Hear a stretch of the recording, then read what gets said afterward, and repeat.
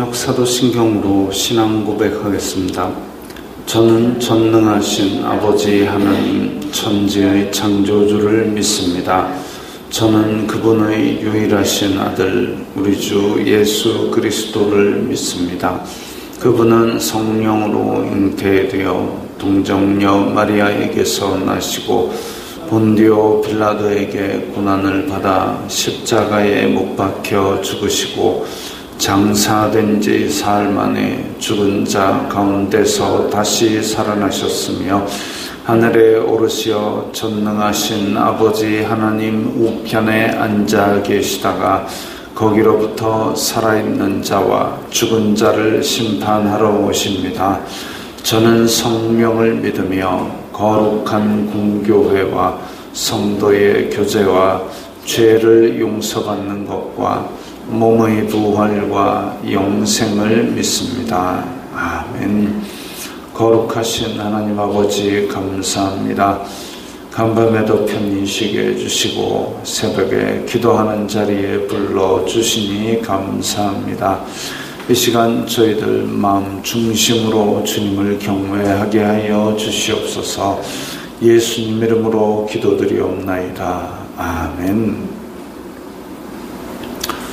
찬송가 339장 하겠습니다.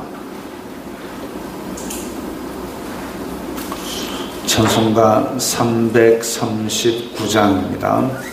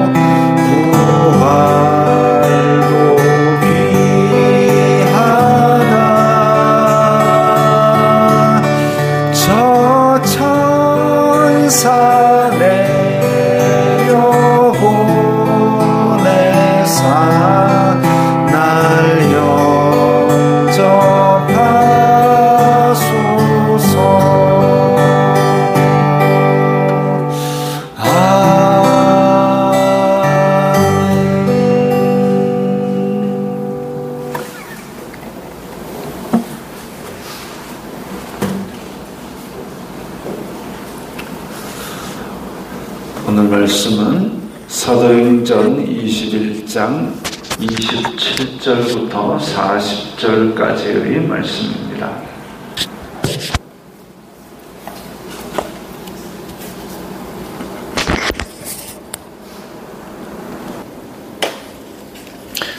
사도행전 21장 27절부터 40절까지 말씀 함께 읽겠습니다. 그 이래가 거의 참에 아시아로부터 온 유대인들이 성전에서 바울을 보고 모든 무리를 충동하여 그를 붙들고 외치되 이스라엘 사람들아 도우라. 이 사람은 각처에서 우리 백성과 율법과 이곳을 비방하여 모든 사람을 가르치는 그자인데 또 헬라인을 데리고 성전에 들어가서 이 거룩한 곳을 더럽혔다 하니 이는 그들이 전에 에베소 사람 드로비모가 바울과 함께 시내에 있음을 보고 바울이 그를 성전에 데리고 들어간 줄로 생각함이러라. 온 성이 소동하여 백성이 달려와 모여 바울을 잡아 성전 밖으로 끌고 나가니 문들이 곧 닫히더라. 그들이 그를 죽이려 할 때에 온 예루살렘이 소란하다는 소문이 군대의 천부장에게 들리매 그가 급히 군인들과 백부장들을 거느리고 달려 내려가니 그들이 천부장과 군인들을 보고 바울 치기를 그치는지라. 이에 천부장이 가까이 가서 바울을 잡아 두 쇠사슬로 결박하라 명하고 그가 누구이며 그가 무슨 일을 하였느냐 물으니 무리 가운데서 어떤 이는 이런 말로 어떤 이는 저런 말로 소리치거늘 천부장이 소동으로 말미암아 진상을 알 수 없어 그를 영내로 데려가라 명하니라. 바울이 층대에 이를 때에 무리의 폭행으로 말미암아 군사들에게 들려가니 이는 백성의 무리가 그를 없이 하자고 외치며 따라가미러라. 바울을 데리고 영내로 들어가려 할 그때에 바울이 천부장에게 이르되 내가 당신에게 말할 수 있느냐 이르되 네가 헬라 말을 아느냐 그러면 내가 이전에 소요를 일으켜 자객 4,000명을 거느리고 광야로 가던 애굽인이 아니냐. 바울이 이르되 나는 유대인이라 소읍이 아닌 길리기아 다소시의 시민이니 청컨대 백성에게 말하기를 허락하라 하니 천부장이 허락하거늘 바울이 층대 위에 서서 백성에게 손짓하여 매우 조용히 한 후에 히브리 말로 말하니라. 아멘.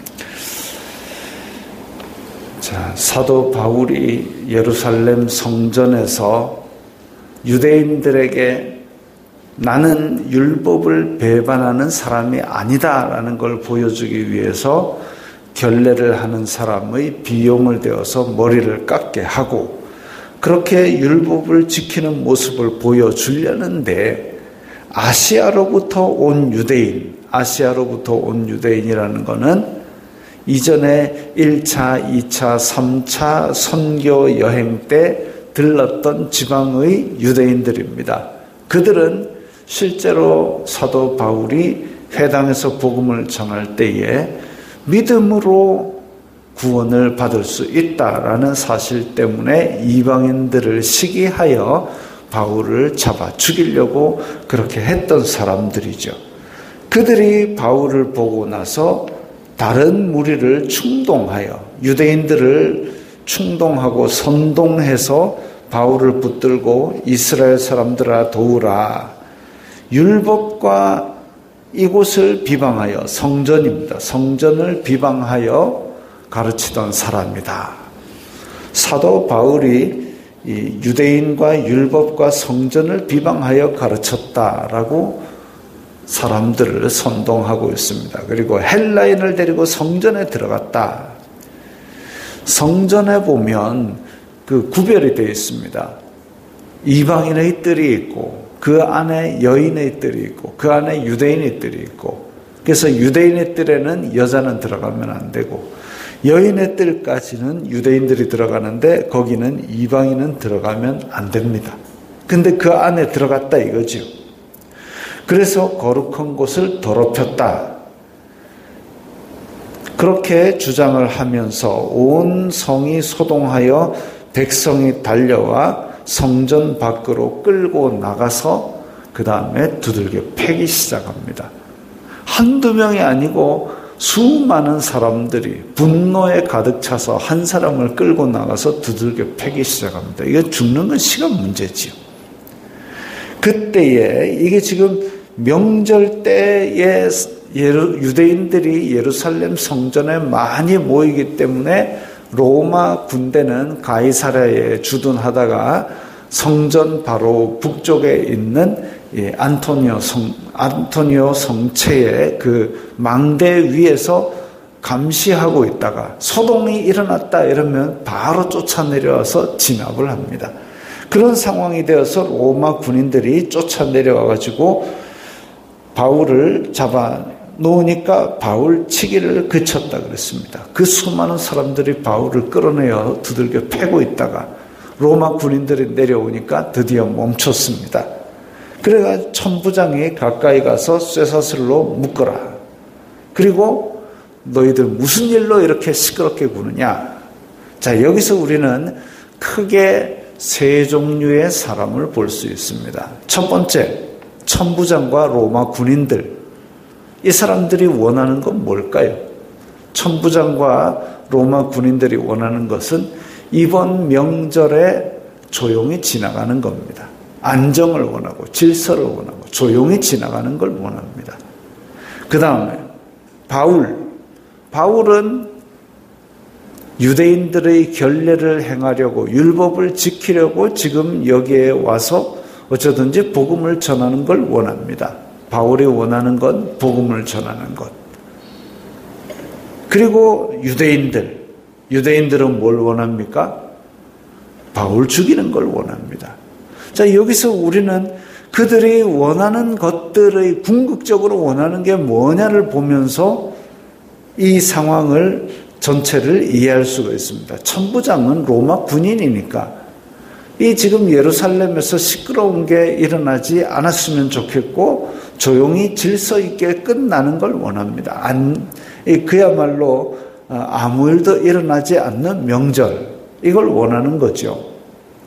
잘못이 없습니다. 자기의 임무를 다하는 거죠. 바울은 율법을 지켜서 명절을 보내기 위하여 예루살렘 성전에 들어왔고 어쩌든지 복음을 전하는 걸 원하고 있습니다. 잘못이 없지요. 근데 유대인들은 그냥 바울을 잡아 죽이기를 원합니다. 이건 문제가 있는 소원입니다. 왜 죽이려고 하느냐? 그럼 유대인과 율법과 성전을 비방했답니다. 첫째로 유대인과 율법과 성전을 비방했다. 비방한 적이 있느냐 하면 없습니다. 없는데 비방했다. 헬라인을 데리고 성전에 들어갔답니다. 그것도 헬라인 드로비모, 그러니까 예루살렘 교회를 위한 구제 헌금을 갖고 온 이방인인데 그 이방인과 시내에 있는 것을 보고 성전에 데리고 들어갔다고 주장합니다. 그러니까 유대인들이 지금 바울을 비방하고 죽이려고 하는 이유도 없고 근거도 없는 겁니다. 이유도 없고 근거도 없고 그냥 와가지고 사람을 들고 때리기부터 시작하니까 이게 문제가 많은 거죠. 천부장이 원하는 것, 바울이 원하는 것은 불법적인 것도 아닌데 유대인들이 지금 원하는 것은 불법적인 것이고 이유도 없고 근거도 없고 분노에 가득 차서 결국은 죄를 짓게 만드는 겁니다. 그런데 34절에 보면 소동으로 말미암아 진상을 알 수 없어. 지금 바울을 때리는 무리들이 각자 다른 소리를 하고 있기 때문에 왜 모였는지도 모르고 일단은 바울 죽이려는 것 말고는 서로 그 안에서도 유대인들 안에서도 지금 혼란에 사로잡혀 있다는 겁니다. 가짜 뉴스의 특징이 그렇죠. 예전에 카톡으로 막 돌던 이상한 소문들이 있습니다. 여기 어느 나라인데 그 사진도 하나 불 붙는 사진을 하나 보여주면서 여기 어느 나라인데 지금 이 사람들이 선교사를 불태워 죽이고 있습니다. 지난달에만 해도 260명을 불태워 죽였고 뭐쩌고 저쩌고 그래서 이 글을 많이 퍼뜨려 주세요. 자, 이 문제가 되는 거죠. 가짜뉴스의 특징은 감정에 선동합니다. 감정에 선동해가지고 그래가지고 유대인들을 막 분노만 폭발하게 합니다. 이유는 모릅니다. 모인 사람도 심지어는 바울을 때리는 사람도 그 이유를 모르고 일단 바울을 때리고 있습니다. 감정만 선동하고 있는 거죠. 그 팩트 체크를 사실인지 아닌지 그걸 체크해야 되는데 그것도 없습니다. 가짜뉴스이기 때문에 근거가 없기 때문에 체크할 수가 없습니다. 그리고 실제로 그것을 퍼뜨린 사람들도 퍼뜨리기만을 원하고 있지 자기가 액션을 취하지 않습니다. 그때 교회 안의 어떤 커뮤니티를 통해서 가짜뉴스가 막 퍼지고 선교사들을 죽인다고 난리를 칠 때 그것에 대해서 실제로 사실인지 아닌지를 검증하는 사람들을 제가 거의 못 봤습니다. 그리고 심지어는 그 숫자도 자꾸 바뀝니다. 지난달에 260명이 죽었다 했다가 500명으로 넘어갔다가 이제 한 내년쯤 되면 1000명으로 바뀌어서 또 돌지도 모릅니다. 체크도 안 되고 있고 감정에만 호소하고 자꾸 퍼지면서 왜곡되고 있고 그게 지금도 먹힌다는 얘기죠. 유대인들이 2000년 전에 하던 것이 지금도 먹히고 있습니다.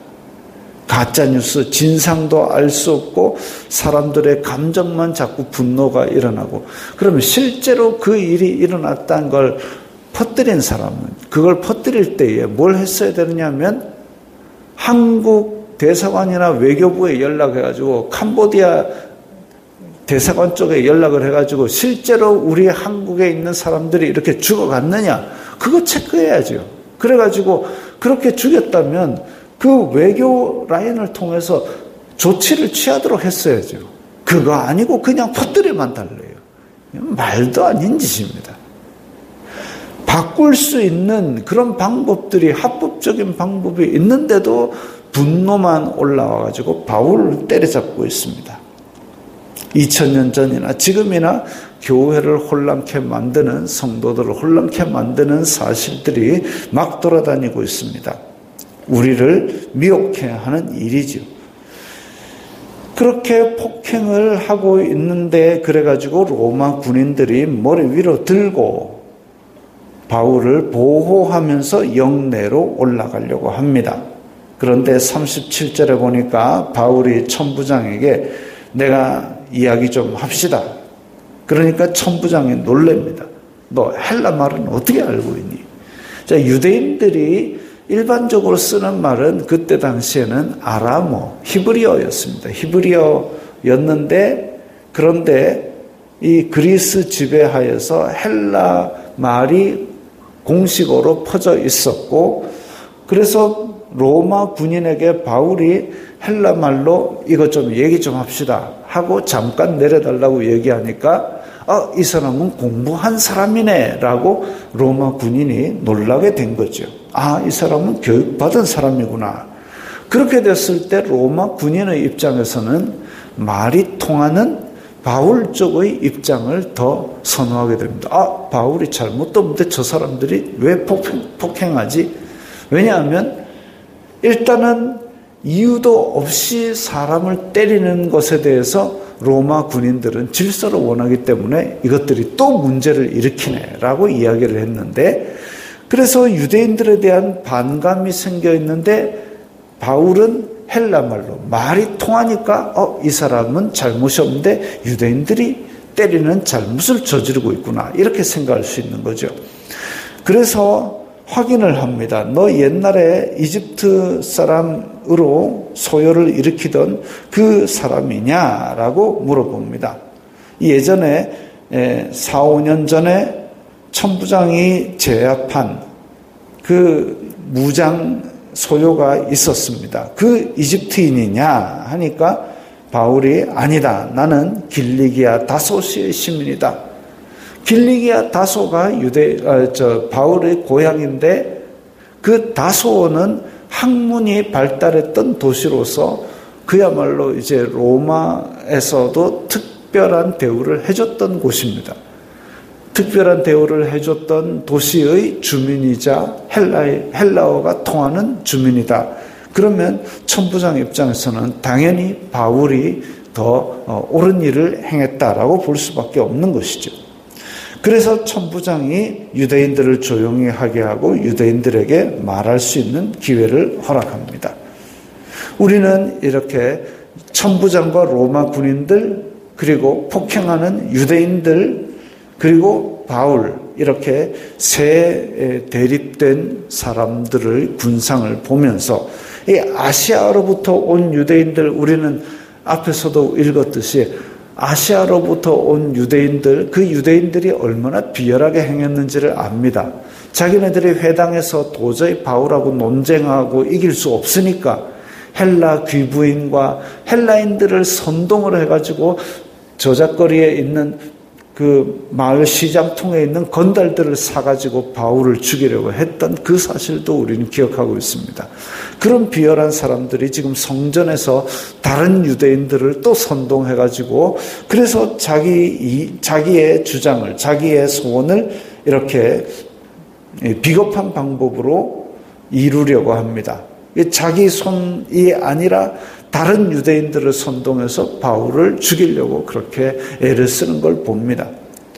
과연 이것이 하나님을 믿는다는 율법을 지킨다는 사람들이 할 수 있는 일인가 말이죠. 오히려 로마 군인들은 질서를 지키려고 하고 사람 죽이는 것을 막아주는 것 오히려 이방인들이 바른 일을 행하지 않습니까? 한편으로 바울이 이렇게 복음을 위해서 율법 지킨다는 걸 보여주고 덕을 세우려고 올라갔는데 근데 이유도 없이 그렇게 두들겨 팹니다. 우리는 복음을 전하고 바르고 성실하게 살려고 이 세상 속에서 열심히 일을 하고 있습니다. 그럼에도 불구하고 세상 사람들은 우리가 예수님을 믿는다는 사실만으로도 미워할 수 있습니다. 우리가 예수님 믿는다는 사실만 가지고도 우리를 더 힘들게 하려고 그렇게 선동할 수 있습니다. 그러나 우리는 그 가운데서도 하나님의 도우심을 간구하면서 우리 할 일을 해야 합니다. 더 힘들지만 해야 합니다. 시편 23편에 내가 사망의 음침한 골짜기를 다닐지라도 해를 두려워 않을 것은 이랬습니다. 예수님 믿으면 사망의 음침한 골짜기로 안 가는 게 아니라 사망의 음침한 골짜기로 가게 됩니다. 그러나 가도 주님의 지팡이와 막대기가 나를 보호한다 이거지 사망의 음침한 골짜기도 없고 환난 풍파가 없는 게 아닙니다. 오히려 우리가 가는 길에는 환난이 있고 풍파가 있고 더 어려운 길이 있을지라도 하나님께서 우리에게 맡기신 사명이 있기 때문에 보호하실 겁니다. 그렇게 해서 하나님께서 주신 사명을 감당하고 열매를 걷는 것, 그것이 우리가 가야 될 길입니다.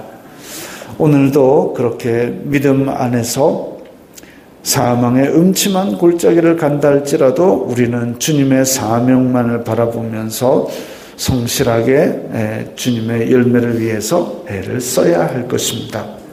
기도하겠습니다. 거룩하신 아버지 하나님 감사합니다. 저희들에게 믿음 주시고 사명 주시니 감사합니다. 이 세상에 어떤 것들이 달려들더라도 주님께서 명하신 그 사명을 이루도록 잘 감당할 수 있도록 도와주시옵소서. 예수님 이름으로 기도드리옵나이다. 아멘.